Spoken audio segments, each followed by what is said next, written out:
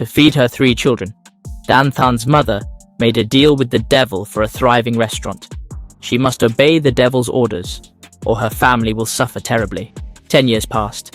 The eldest son grew up but didn't become what he wanted. Mother Saika scolded him for being lazy, but he claimed to be learning chi cultivation.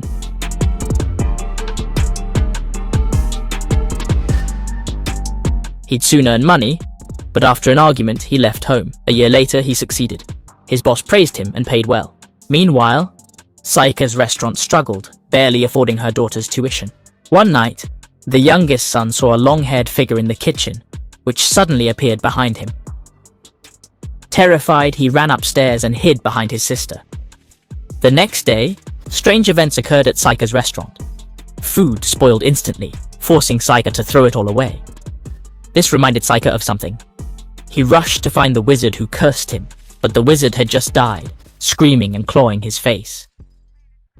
At the corpse, cotton fell from Saika's nose as he tried to replace it. Huh? What? Saika tried calling others, but no one responded. He decided to close the wizard's eyes himself, but then...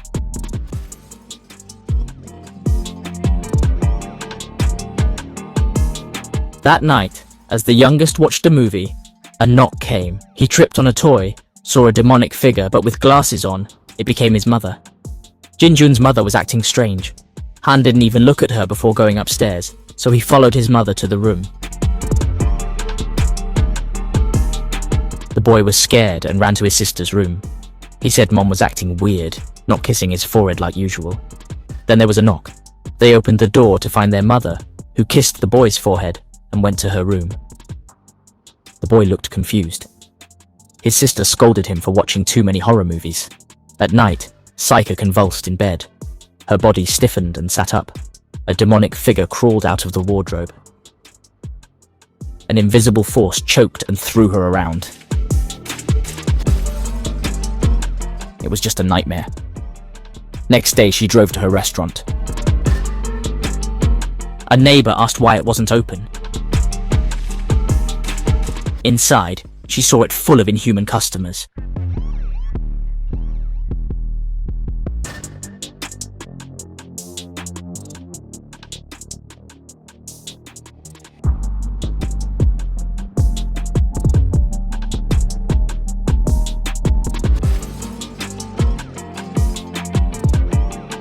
Waking up, she found the store empty and the money turned to leaves. Realizing something was wrong, she sought a wizard's help. After hearing her story, the wizard began working, but Saika fainted.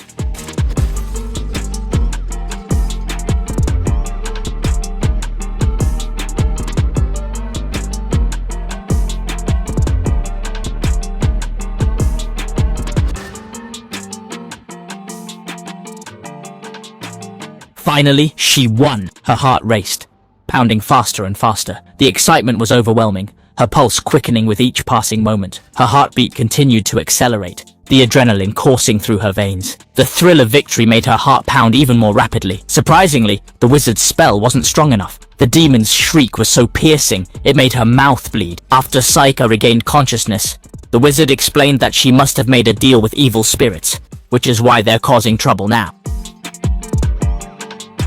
San Mao asked how to exorcise the evil spirit, but was told it would not be easy unless he found someone with similar attributes, physical features, or knowledge about him.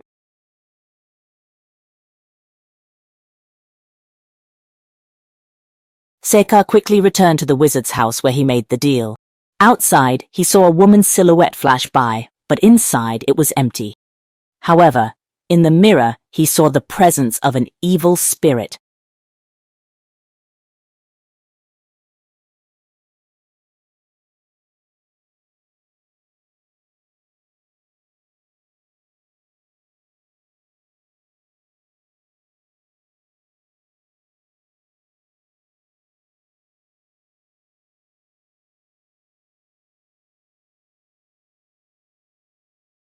After returning home, Saika seemed to lose his senses and quietly went into the bathroom. The younger son told his sister that something was following their mother. The siblings then discovered their mother repeatedly dousing herself with cold water. The sister rushed to the bathroom door and saw blisters all over her mother's hands. She asked her brother to get a towel, but he couldn't grab one no matter how hard he tried. Turning around, he found the evil spirit right behind him.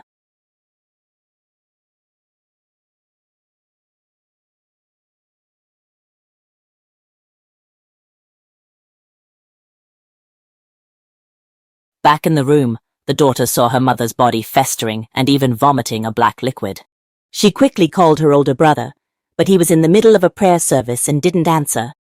Just then, the younger son started convulsing on the bed. Suddenly, the lights went out and the evil spirit watched them in the darkness. Luckily, the older brother called back in time. The sister told him everything and he urged her to quickly get help from a neighbor, saying he would rush home as soon as possible. The eldest son soon arrived home, just as the daughter returned with neighbors. But the mother and youngest son were nowhere to be found until they were discovered in the bathroom, where the mother was giving the boy a cold shower. The eldest son immediately stopped his mother. Back in the room, she regained consciousness and the three children finally learned the truth. Ever since their father passed away, the mother had shouldered the burden of raising them alone. The stress nearly suffocated her. So she sought out a wizard and performed a ritual to make a deal with evil spirits in exchange for good business at her restaurant. The evil spirit is relentless. She only wanted to see her three children succeed in life, but now it seems the chance is gone. Just then, the youngest son heard a noise outside. He saw the evil spirit had reached the door. The eldest son checked but found nothing unusual. Suddenly the door slammed shut. Inside, Saika was possessed again. He began destroying things, his body burning up. He started self-harming, repeatedly smashing his head against the glass. The eldest son forced the door open to find his mother cutting her arm with glass and attacking his siblings. He quickly led them outside, but his sister's foot was cut in the chaos. Finally, he locked his mother inside. Only at dawn, with no sound, did he enter. His mother was unrecognizable. They cleaned her wounds and prayed, but the spirit remained. The mother was possessed again, screaming endlessly. To prevent self-harm, they had to tie her up. Realizing he couldn't handle it, the eldest son brought in religious people to pray. This only angered the spirit more.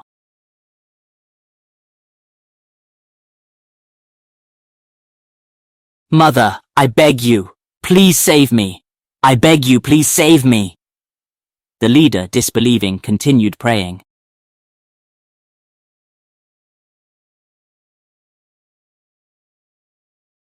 The spirit killed him in response.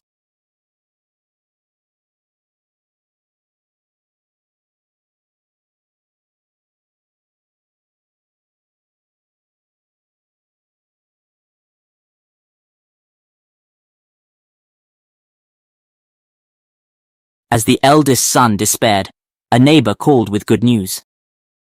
They'd found a master who could exorcise spirits coming tomorrow.